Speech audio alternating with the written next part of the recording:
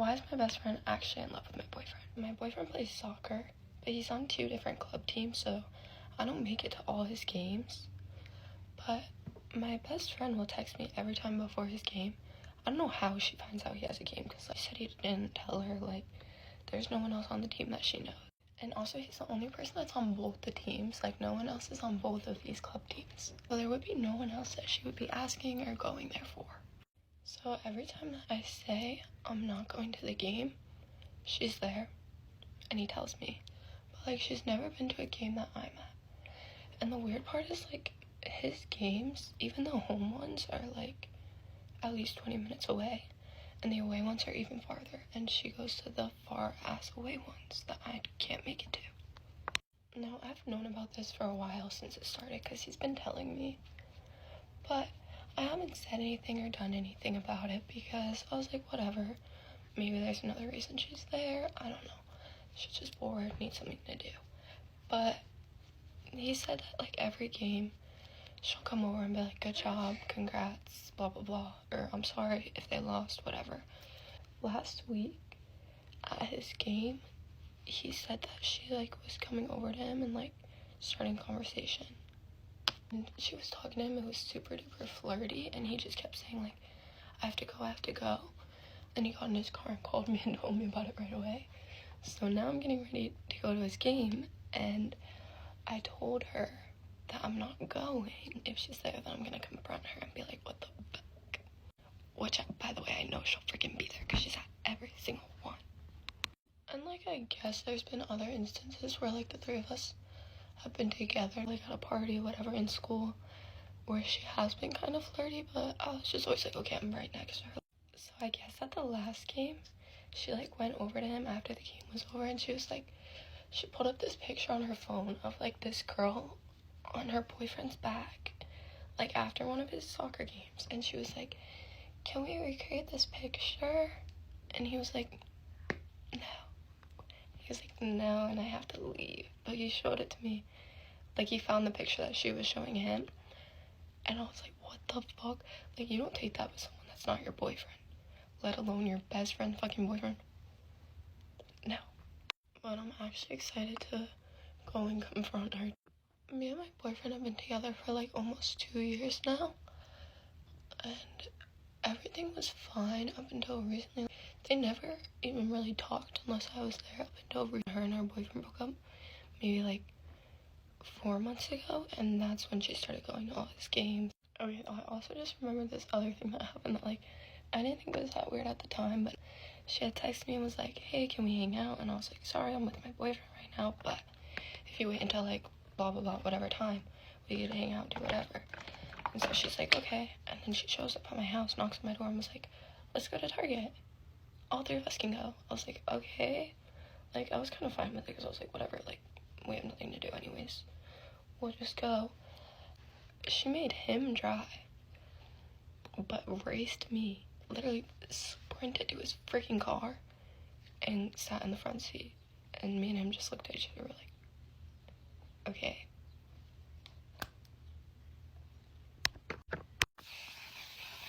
Time to go confront her. Get ready with me as I tell how a girl bullied me because I was new at school. Because I couldn't finish my high school at my own school, I had to go to another school after 3 years. The first few weeks were very hard because everyone already made their friends. I wasn't the only new girl, because there also was a girl transferring from another class to my new class, and for some kind of reason my classmates were scared of her. They told me she'd fought with some people the year before I came there, and that it was better for me to stay away from her. I did my best to stay away from her, but after a few weeks I sat in front of her during economics class. Always had 2 friends with her who did everything for her, like some kind of minions. That day, all 3 of them sat behind me. During the entire class, they were giggling and gossiping behind my back. At some point, we had to work for ourselves and do our homework. We weren't even working for like 5 minutes, and this girl throws her pencil under my chair. So I turned around and she said, pick it up. I said, what? That pick? It's up. I said, you pick it up yourself. Looked at her friends like, she's not obeying me? Never gonna believe what happened next. Let me know if you need a part 2. How are you gonna talk bad about me in front of me in Spanish? This isn't even the first time that this has happened, which is really unfortunate. So I guess I'll tell you another example of when this happened. I was basically in the bathroom, you know, in a stall or whatever, and I hear two girls, like, outside, like, by the sinks, talking bad about me and, like, making fun of my TikToks and, like, mocking me and saying all this stuff in Spanish. And then, like, whatever, I, like, go out and I go and wash my hands, and one of the girls was in front of the sinks.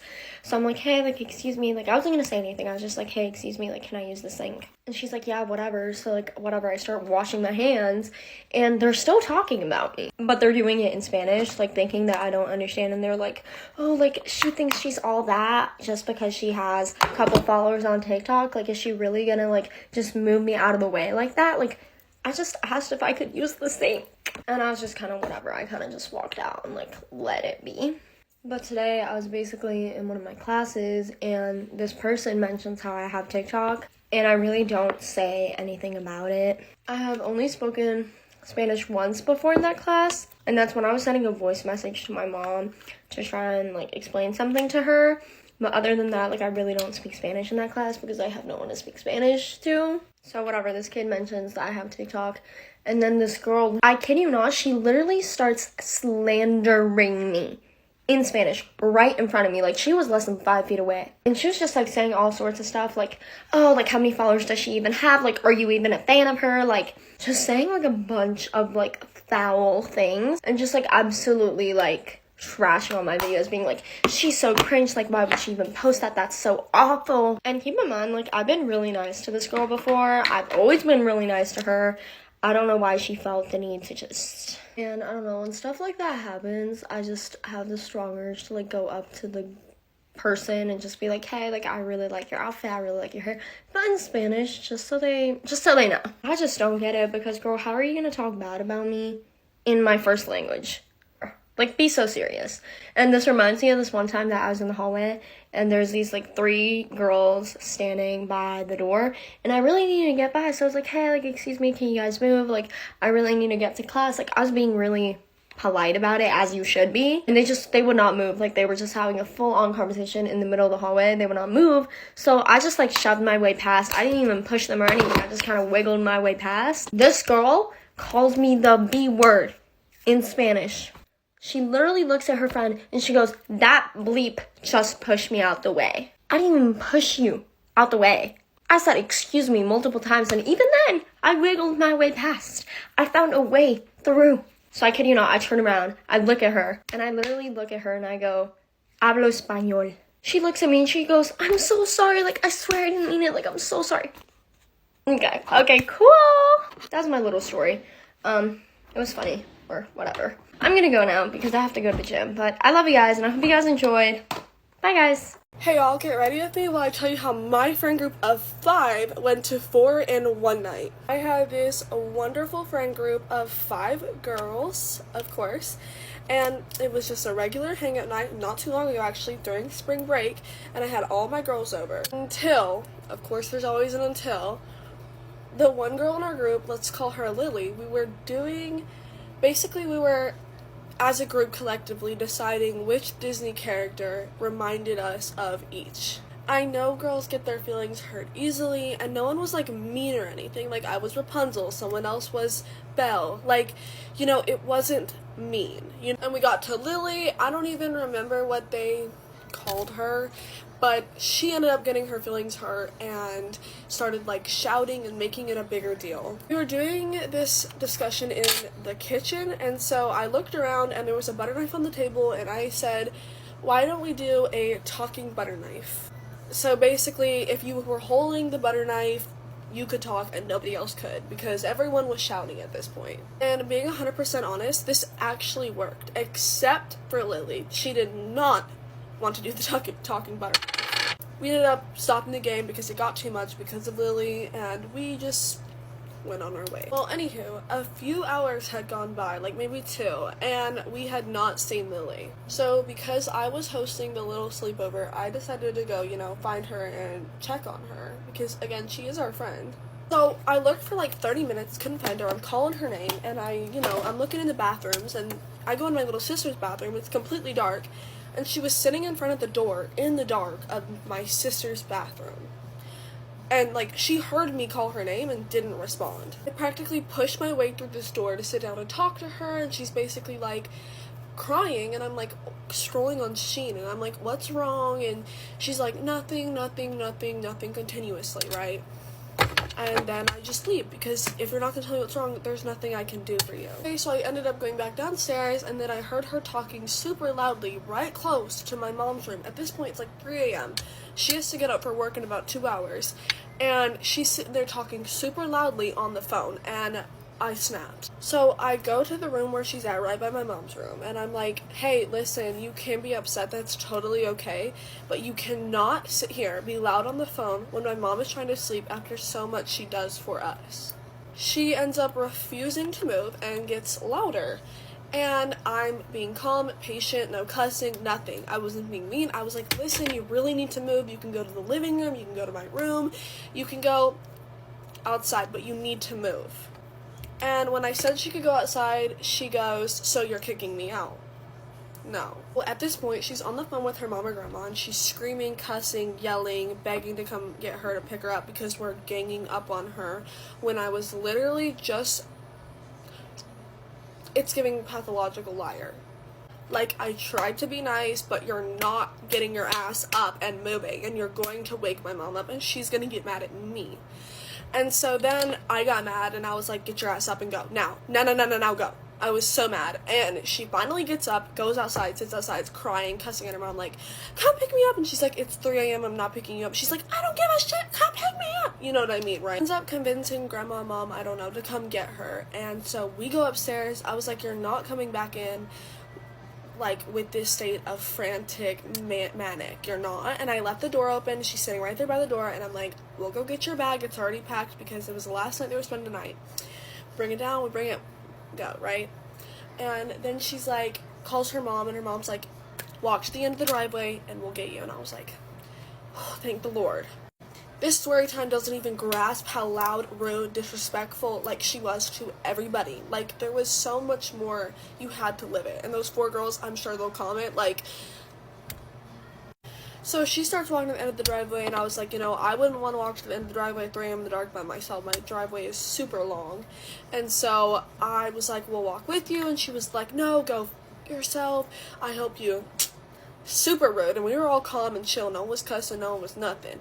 So we're like, we're just gonna walk behind her. So she's walking, and she's like 20 feet above us. So she ends up sitting on the road of the highway by my house, even though, like, she didn't want to be by us. Like, that didn't make sense. So her sister goes and checks on her, and Lily swings on her, and her sister just backs up and walks away. I was like, you know what, fine, you can stay there. So her mom pulls up, right? Gets out of the car, and she's trying to pull up my driveway, and I'm like, you're not about to pull up my driveway and be loud and wake my mama up. So, like, she didn't end up pulling up ever fully up on my driveway. Like, I stood my ground.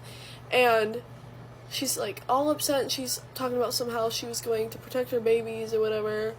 And, like, of course, like, I get that motherly instinct, but she wasn't getting the full story. She was just getting Lily's story. Anyway, so her mom ends up trying to get her sister to come home as well after Lily just gave us death threats, and of course she was like, no, I'm not going, I didn't do anything. Everyone's crying at this point. They're shouting, screaming, cops being threatened to be called. So overdramatic. I mean, it was all girls, so, like, anyway, Lily's uncle was there too, and so he ends up calming everyone down, which is the only time a situation a man has ever helped. I'm just kidding.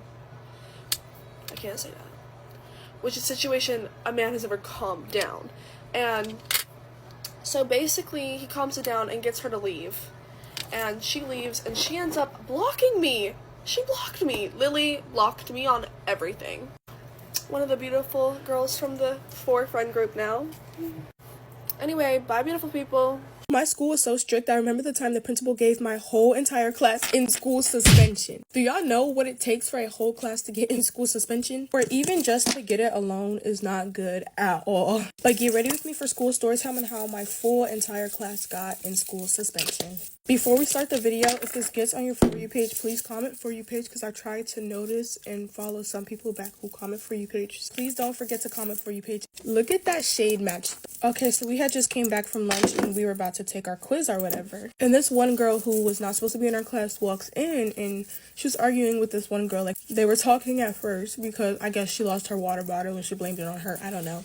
But it kind of escalated a little bit and the one girl went outside and the other girl followed. I guess the one girl was trying to be mature about the situation, but the other girl had walked out. So, and then they started getting louder. So then that's when like 3 students ran outside and that's when the whole class was just like, oh, we're about to take this very important test. And our teacher is on maternity leave, so we have this substitute. At the time I didn't like him, but then I started to like him. So we were the first class who runs out and then the whole grade is in the hallway. Obviously nothing happens because my science teacher gets one of the girls and yeah, I mean like nothing happens. But here's the problem. We try and go back into the classroom and we notice that the door is locked. This dude would not let us in the class. We're literally banging on the door because half of the class is outside. After standing out there for a while, the ESL teacher comes and gets us. We're in the dean's office. He would not let us back in the class. But literally the whole grade was out there, so why are we the only ones being punished? Doesn't make sense. Being so for real, we were sitting in that room for like 2 hours straight because like we had absolutely nowhere to go. He comes back and he says that we're all going to get in school suspension, but on a different day. So for example, 10 kids would go per a day until we were all done. But the story does not end. So let me know if y'all want a part 2. If you stayed all the way to the end, comment down below a pink heart in the comments. Bye guys and have a great day. Half of a million. I don't ever slow up, no I don't take shit. I got no love for the fakeness. If you wanna play tough and wanna hate this, I'll always show up. I don't ever slow up, no I don't take shit. I got no love for the fakeness. If you wanna play tough and wanna hate this, I'll always show up. Thing that has ever happened to me. Okay, looking back, it is still like so mortifying. What is this hair doing? Get away from me. But I've just learned to live with the fact that I did this. So anyways, I used to take tennis lessons at our country club, you know, back when I was a little tennis baller and everything, and I was at a tennis lesson, okay? And at our club, we have like the tennis pros that give lessons. Like, it's not some rinky-dink tennis person, it's an actual professional. So I'm already like halfway scared out of my mind because I'm definitely not a professional tennis player and I'm like, I can't make myself look stupid, but we know I did that anyway. Anyways, the tennis pro that was teaching my lesson, like alone, it was just me and him. There's no one to like bounce strokes off of, like, let me just say that. Anyways, he will tell you like it is, let me tell you. Like, if you're sucking, he's gonna let you know. Okay, so he's like feeding me balls over the net and I'm hitting them back to him and he goes, Mia, come here. I think your grip is wrong. So at this point, I'm already halfway embarrassed because I'm like, okay, like I'm literally here with this really good tennis player taking a lesson and you're telling me my grip is wrong? Okay, so I walk over there and he's like, give me your racket. And this is where it goes downhill. So I hand my racket to him and I put my hands on my knees and stick my butt out. He says, what are you doing? And I said, I thought you were going to give me a spanking. I don't know why my brain computed that a random tennis pro would spank me with my own racket. Okay, so after I was like, oh, I thought you were gonna spank me, or I was more like, oh, I thought you were gonna spank me, he was like, no, I'm just showing you the right grip. And if I'm being completely honest, I really don't know where that came from because I don't get spankings at home. Like, the last time I got a spanking, I was probably like 3. Like, I can't even remember. Maybe not 3, more like 5. But like, I have not gotten a spanking in like a freaking decade. But now he probably thinks that like I go home and the minute I do something wrong, I just get like beat with a tennis racket. Like, what? I mean, that is like embarrassing and everything. But what makes it worse is the fact that I still go there all the time. And like, I have to see him all the time at the pool, at the club, everywhere. I mean, that was totally embarrassing and I'll probably never, ever, ever get over that. But life goes on and I've seen him since then and it's been okay. I just haven't brought up the fact that I thought he was gonna whip me, but whatever. Okay, story time is over. Bye. Breaking news. The future is here and it looks bright.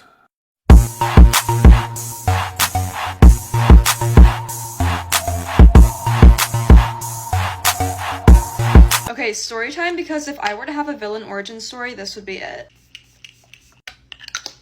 To set the scene, this happened in I think the 3rd or 4th grade. It just like made me so mad that it haunts me to this day. No, wait, scratch that. This was definitely a middle school story. This definitely happened in middle school. Mind you, I am now 22 years old. I just graduated college, and this still makes my blood boil. It pops into my brain like maybe once a month.